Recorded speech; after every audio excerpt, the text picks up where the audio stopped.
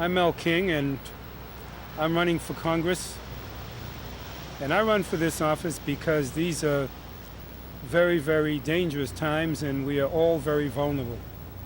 And I looked around at the candidates who were running for this office, and I didn't see anyone who I thought could represent me, my family, or the district in the way that I believe that these times require.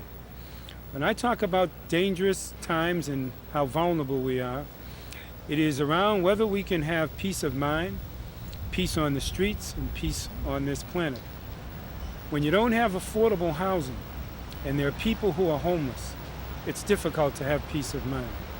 When you don't get a living wage and you find you're working hard and the amount of money that you're earning does not allow you to purchase a home, then you can't have peace of mind. And when you're not sure that your young people are going to be able to have the kind of education and then the resources that will allow them to make it into a college of their choice, it's difficult to have peace of mind. And if you're uninsured and don't have the proper kind of health insurance, you fear getting sick, and that makes you sick, and that's difficult to have peace of mind. Those are the core issues that I believe that we need to address. And Somerville people know these very well. The cost of housing is exorbitant. The cost of education affects us. And failure to have the kind of income means that you cannot have either the health insurance, pay for your education, or get the housing that you deserve. Mel, could you say something about some of your relevant prior experiences that you would bring to this office? One of the things that people in Somerville realize is that in order to get needs met, people have to come together. And you've established a number of organizations. One of them, a community development corporation, has been responsible for building some housing, rehabbing the Northeast School, which is now housing in Somerville.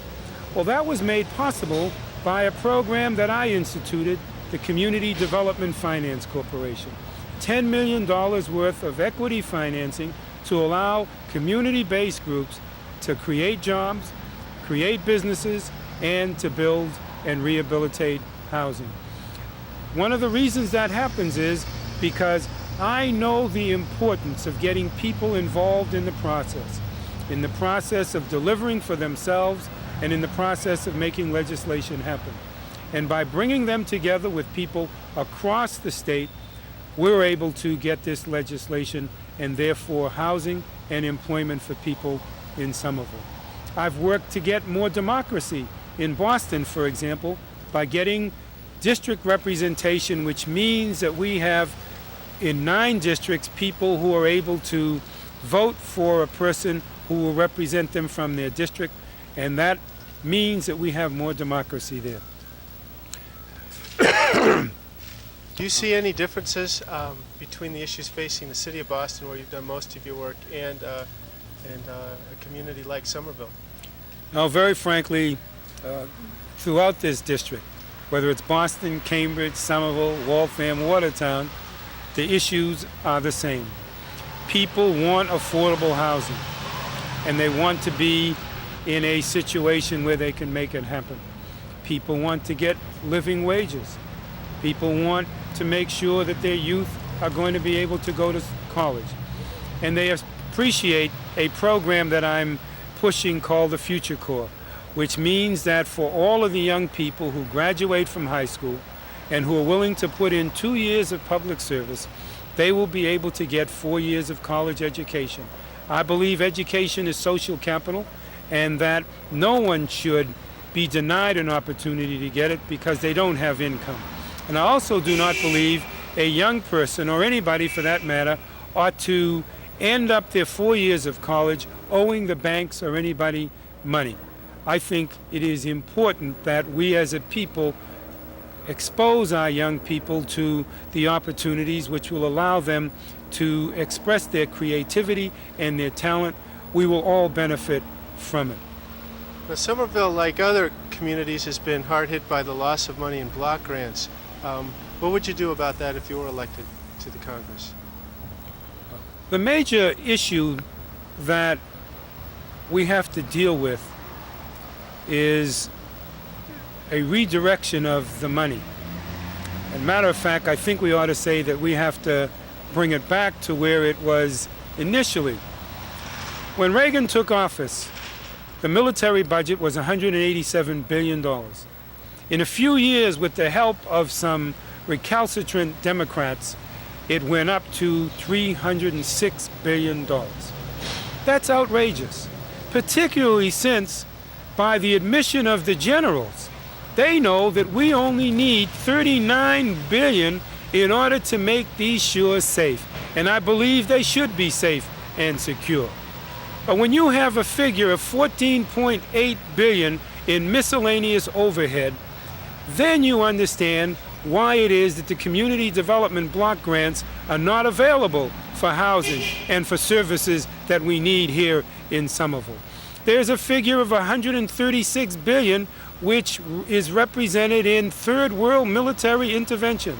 Yes, that's the kind of money that gets spent to promote wars in Nicaragua and Central America. We have to change that. And in order to get the resources, we need to cut the military budget. I'm proposing a 30% cut. That will have resources redirected for housing, for education, for health care.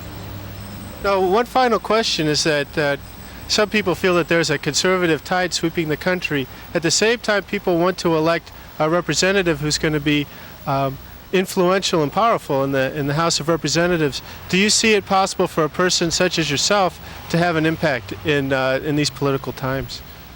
You know, that question was asked when I went into the state legislature, and I chuckled because my response is, then and now, I know how to organize. I'm very skilled at bringing people together and getting them to use the power that they have. I got the community development legislation through, arson legislation through.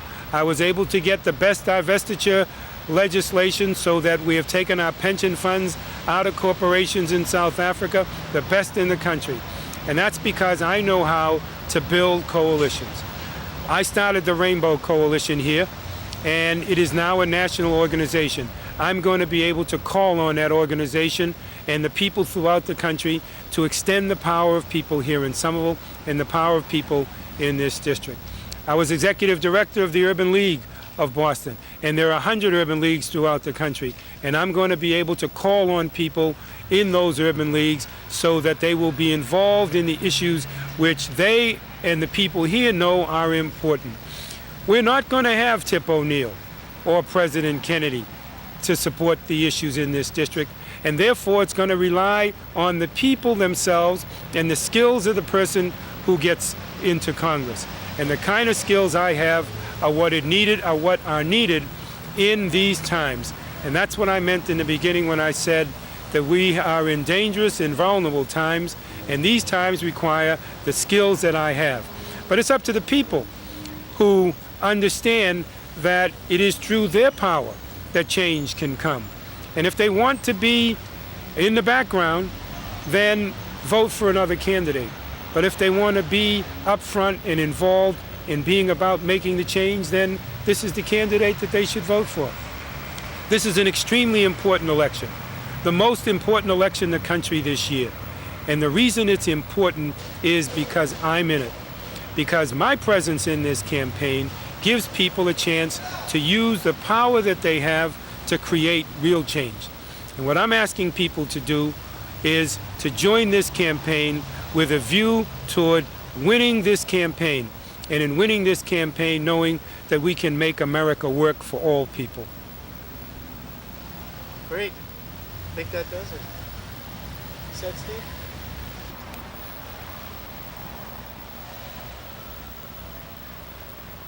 Say when. Okay. And the question that's asked is, can you win? And the answer for me is, do you want to win? Because if you want to win and you do the work that is necessary, join the campaign and convince other people that you are supporting this campaign, then you will win, and I will win, and the people in the district will win. Person asked the question, do you think a person who is black can win in the 8th Congressional District? And I chuckled because I said, if I didn't think that people in the district were going to vote for me on the basis of my record of accomplishment and the fact that they know that I am more effective than the other candidates and that I am more experienced and that I have housed more people, created more jobs, and inspired more youth than all the other candidates combined, then I would not run. But then the issue is for you to decide. If you decide that you want me and you vote for what you want, then you will win and I will win. But if you believe and allow the polls to vote for you, and if you allow the media to decide, then you will lose. It seems to me that those folks who are saying that a person who is black can't win are wrong. And the only way that we can prove that they are wrong is for people who are not prejudiced or racist to support this campaign and not to be influenced by people who are. And I've heard too many times in the last few days people saying, well, you can't win because you're black. That is not true.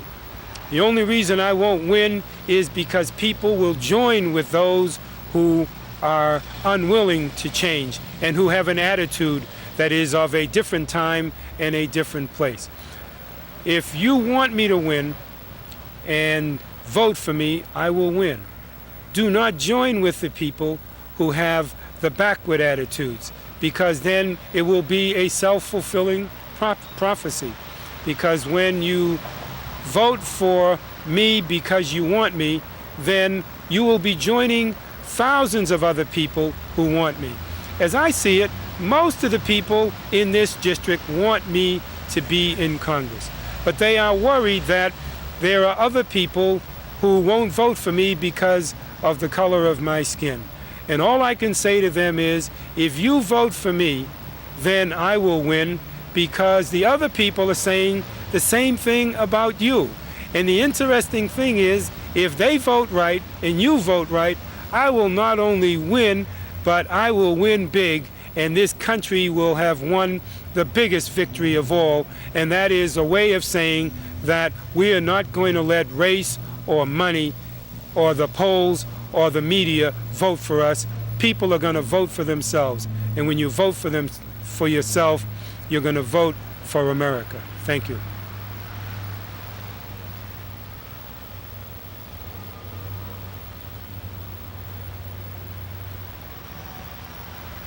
Great.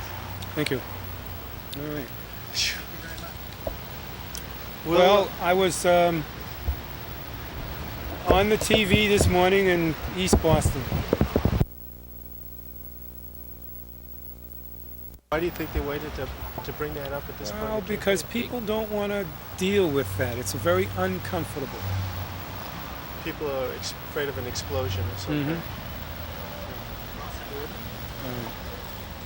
You want to ask a direct question? This morning the issue of race was brought up as a factor in the campaign. What did you say about it this morning, and would you care to elaborate on it?